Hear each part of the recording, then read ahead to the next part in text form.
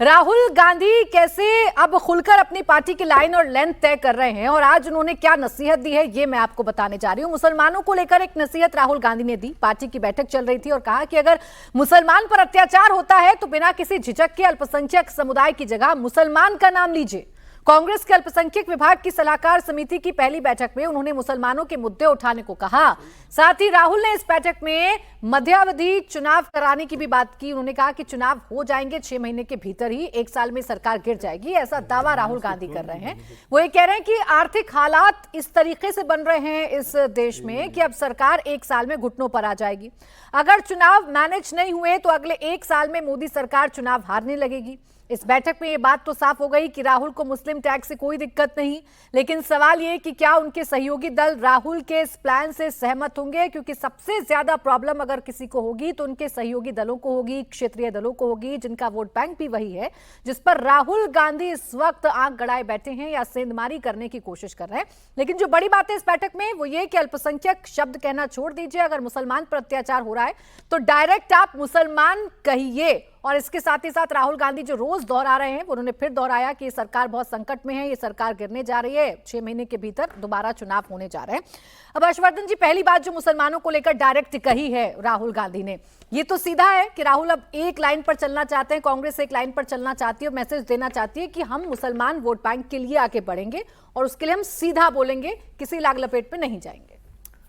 देखिए, मुझे लगता है कि ये बहुत ही एक ऐसा काम हो रहा है जिसको वर्षों से ये देश चाहता था। हिंदू को तो किसी भी तरह से आप कहना है तो कहेंगे, जाति भी पहचान लेंगे, क्षेत्र भी पहचान लेंगे, टीका लगाता है कि नहीं पहचान लेंगे, काम क्या करता है सब पहचान लेंगे, उत्तर का है, दक्षिण का है, पूरब का है, पश्चिम का है। लेकिन मुसलमान को ऐसे पहचान नहीं की जाती थी।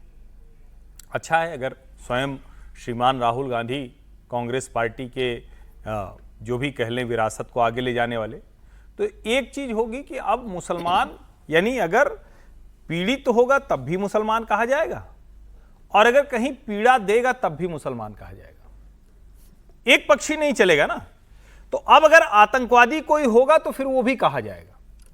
मतलब ये नहीं चलेगा ना कि आप अचानक कहेंगे कि अच्छा किसी एक जगह पर कहीं झगड़ा हो गया, मुसलमान है तो आप कहेंगे मुसलमान को पीड़ित कर दिया, और कहीं मुसलमान लाल किले पर धमाका कर देगा तो आप कहेंगे नहीं नहीं वो तो मुसलमान नहीं। दोनों नहीं चलेगा। अगर राहुल गांधी ने ये कहा है तो बड़ा अच्छा कर दिया है। दूसरा, आज के समय में मेरा ये मानना है कि ज्यादा स्पष्टता से ही चीजें ठीक की जा सकती हैं। अब आप अल्पसंख्यक कह लें या कुछ और कह लें और उसके अंत में आप हिंदू मुसलमान की ही बाइनरी पर चलें, तो उससे अच्छा है कि साफ साफ आप बात कीजिए, तो शायद उन समस्याओं पर भी बात हो पाएगी।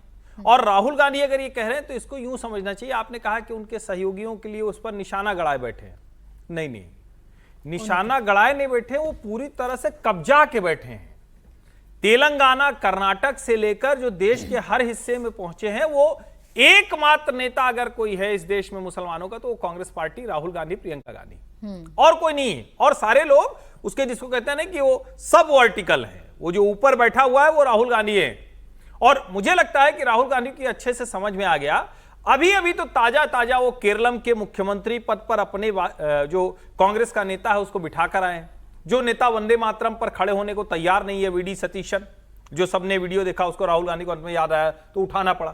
तो उनको पता है कि हम मुस्लिम लीग के समर्थन से बने, देश का मुसलमान अगर हमारे साथ आ जाए तो हमको लाभ हो सकता है। तो ये स्पष्टता आ गई तो अच्छा है। अब साथी कितने अनकंफर्टेबल होंगे इस पर तो चर्चा करेंगे, लेकिन संगीत रागी जी, यहां से एक बात बड़ी स्पष्ट है कि 2 दिशा में अब राजनीति बढ़ रही है। एक दिशा है वो जो भारतीय जनता पार्टी की है, बीजेपी अपने वोट बैंक के लिए सीधा सीधा काम कर रही है और कांग्रेस अपने वोट बैंक के लिए अब सीधा सीधा काम कर रही है। अब इसमें कुछ छिपा हुआ नहीं है। अगर आपको मुसलमान वोट चाहिए तो राहुल गांधी यही कह रहे हैं, आप खुलकर कहिए कि हाँ हमें मुसलमान वोट चाहिए और मुसलमानों के खिलाफ अगर अत्याचार भी हो रहा है तो खुलकर कहिए। देखिए, राहुल गांधी ने एक बात बहुत अच्छी कही और वो कहा कि मुसलमानों को आप अल्पसंख्यक कहना बंद कीजिए। मुसलमान अल्पसंख्यक नहीं है। अल्पसंख्यक में के दायरे में, अल्पसंख्यक की परिभाषा में कोई और आता है, मुसलमान नहीं आता है। इसलिए आप मुस्लिम मुसलमानों को मुसलमान कह करके ही संबोधित कीजिए। ये अच्छी बात है। मुझे लगता है भारत सरकार को इस बारे में भी सोचना चाहिए और कम से कम भारतीय जनता पार्टी की जितनी भी सरकारें हैं, प्रदेश सरकारें, उनको ये तय करके घोषित कर देना चाहिए कि हम मुसलमानों को अल्पसंख्यक का दर्जा नहीं देंगे।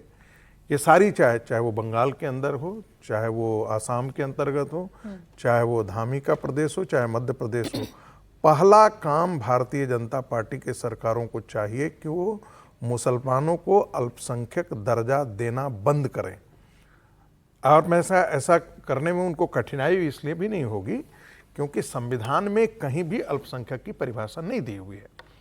एक समाज जो 33% है वो भी अल्पसंख्यक है, एक समाज जो है वो कहीं पर 40% है वो भी अल्पसंख्यक है। तो ये बंद हो जाना चाहिए, पहली बात। दूसरी बात, बहुत अच्छी बात है, इन्होंने एंडोर्स कर दिया है। देखिए, चुनाव भी एंडोर्स करता है क्योंकि जो भी सीटें आसाम के अंदर कांग्रेस पार्टी जीत करके आई तो वो 19 में से 18 सीटें मुसलमानों की सीटें मुस्लिम बहुत इलाके से जीत करके आई। अब ये समझने में कोई देर नहीं है, पहले एक देवकांत बरुआ हुआ करते थे जो कहते थे हम अली और कुली के सहारे आसाम में शासन चलाते हैं, तो बात बहुत लोगों को लगती थी कि अरे क्या बोल रहे हैं। लेकिन ये बात बहुत साफ है कि मुसलमान 100% उन इलाकों में कांग्रेस के साथ है जहां कांग्रेस को लगता है कि भारतीय जनता पार्टी को हरा सकती है या मुसलमानों को लगता है कि भारतीय जनता पार्टी को हरा सकती है।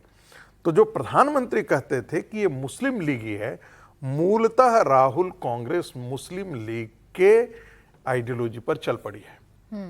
ये जो जनेऊ ऊपर से जो भारतीय जनता पार्टी कहती थी कि कोट के ऊपर जनेऊ पहनते हैं और मंदिर में जाकर के, यहाँ तो बोलते हैं मंदिर जाते हैं, रायबरेली जाते हैं तो मंदिर में चले जाते हैं, हनुमान मंदिर चले जाते हैं, लेकिन जब विदेश जाते हैं तो कहते हैं मंदिर हो जाता है जो लड़कियां छेड़ता है, या जो हिंदू ऑर्गेनाइजेशन है वो इस्लामिक टेररिस्टों से भी ज़्यादा बदतर हैं। ये इनके नाना जी भी यही कहा करते थे कि मुस्लिम लीग से ज़्यादा राष्ट्रीय स्वयंसेवक संघ को ध्यान देने की जरूरत है, उन पर निगरानी रखने की जरूरत है।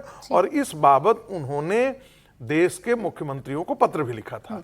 तो स्वाभाविक है कि राहुल गांधी उसी ट्रैक पर चलने की कोशिश कर दिए हैं। हिंदुओं को समझने की आवश्यकता है कि जिस राहुल के साथ वो थोड़ा बहुत भी 5-10% भी हैं, वो अपने आप को वहां से हटा ले। ये व्यक्ति हिंदुओं के सर्वनाश के लिए राजनीति में खड़ा है। वो तो मुसलमान की बात कर रहे हैं, हिंदुओं का जिक्र तो उन्होंने नहीं किया, लेकिन हाँ ये जरूर कहा कि मुसलमानों का आप खुलकर नाम लीजिए अगर उनके साथ अत्याचार हो रहा है। विवेकानंद जी ने कहा था एक भी व्यक्ति यदि हिंदू समाज से बाहर जाता है, वो भारतीय मुसलमानों के संदर्भ में कहते हैं, तो भारत के हिंदू समाज की एक संख्या कम नहीं होती है, भारत के हिंदू समाज का एक दुश्मन खड़ा होता है। अब इससे तय कर लेना।